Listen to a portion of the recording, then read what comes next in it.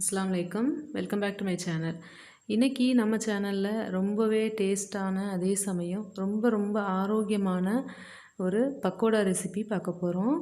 இது ரொம்ப ஈஸியாக செஞ்சிடலாம். வீட்டில் இருக்கிற கம்மியான இன்க்ரீடியன்ட்ஸ் வச்சு நம்ம செய்ய போகிறோம். இது எப்படி செய்கிறதுன்னு பார்க்கலாம் வாங்க. ஆனால் அதுக்கு முன்னாடி நம்ம சேனலை சப்ஸ்கிரைப் பண்ணாமல் நிறையா பேர் பார்த்துட்ருக்கீங்க. ஸோ மறக்காமல் சப்ஸ்கிரைப் பண்ணிவிடுங்க. அதே சமயம் பக்கத்தில் இருக்கிற பெல் ஐக்கானையும் கிளிக் பண்ணிவிட்டு ஆல் சிம்பிள் கொடுத்துருங்க. வாங்க இப்போ வீடியோக்குள்ளே போகலாம். Welcome to my channel mom city corner. இப்போது ஃபஸ்ட்டு ஒரு பவுல் எடுத்து வச்சுக்கலாம், கொஞ்சம் பெருசாக. இதில் கொஞ்சமாக நான் வாழைப்பூ, இந்த பூ மட்டும் எடுத்து வச்சுருக்கேன். இதில் நடுவில் உள்ள நாரையெல்லாம் எடுத்துட்டு க்ளீன் பண்ணி கழுவி எடுத்து வச்சுக்கோங்க.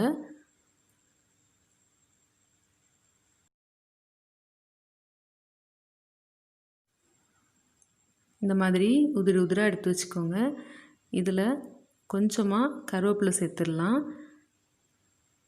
அடுத்ததாக ஒரே ஒரு பெரிய வெங்காயம் இந்த மாதிரி மெல்லிஸாக கட் பண்ணி சேர்த்துக்கோங்க. பெரிய வெங்காயம் ஒரு பாதி போட்டால் கூட போதும், ரொம்ப டேஸ்ட்டாக தான் இருக்கும். அடுத்ததாக தேவையான அளவுக்கு கொஞ்சமாக உப்பு சேர்த்துக்கோங்க. இப்போ இதில் 1 டீஸ்பூன் அளவுக்கு வறுத்த சோம்புத்தூள் சேர்த்துக்கோங்க. நல்ல வாசனையாக இருக்கும் இதுக்கு.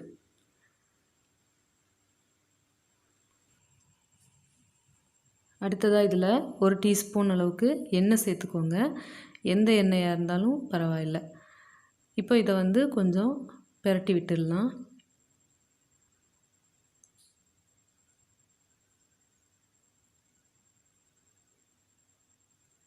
இந்த மாதிரி பிரட்டி விட்டுட்டு இப்போ நம்ம நான் பஜ்ஜி மாவு தான் எடுத்து வச்சுருக்கேன். உங்களுக்கு தேவைப்பட்டால் நீங்கள் கடலை மாவு கூட சேர்த்துக்கலாம். கடலை மாவு சேர்க்கும்போது அதில் மிளகாத்தூள், கொஞ்சம் பெருங்காயத்தூள், உப்பு எல்லாமே சேர்த்துக்கோங்க.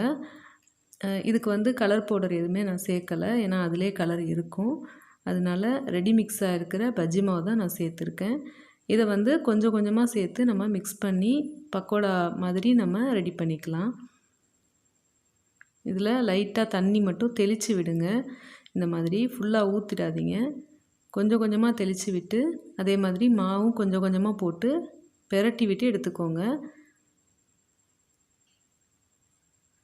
ரொம்ப அழுத்தி பிசைஞ்சோம்னா அது நொறுங்கிடும். அதனால் லைட்டாக பிரட்டி விட்டால் போதும். இப்போது ஒரு பாத்திரத்தில் எண்ணெய் காய வச்சுட்டு இந்த மாதிரி உதுத்து விட்டு போட்டுருங்க.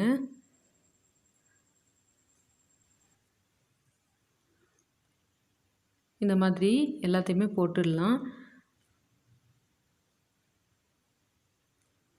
கொஞ்சம் பொரிஞ்ச உடனே பிரட்டி விட்டு நல்லா செவக்கிற வரைக்கும் வெயிட் பண்ணுங்கள்.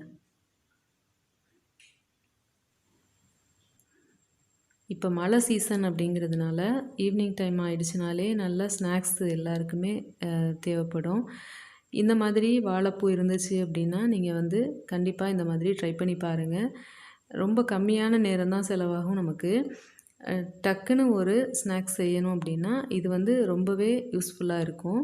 நீங்கள் இந்த மாதிரி செஞ்சு பார்த்துட்டு எனக்கு கமெண்ட்டில் சொல்லுங்கள் எப்படி இருந்துச்சு அப்படின்ட்டு. அதே மாதிரி இதில் நம்ம கருவேப்பிலையும் சோம்புத்தூள்லாம் சேர்க்குறதுனால நல்ல வாசனையாக இருக்கும். நல்லா மொறு மொறுன்னு அவ்வளோ டேஸ்ட்டாக இருந்துச்சு. இப்போ பாருங்கள், நல்லா செவந்துருச்சு. இதை வெளியே எடுத்துடலாம்.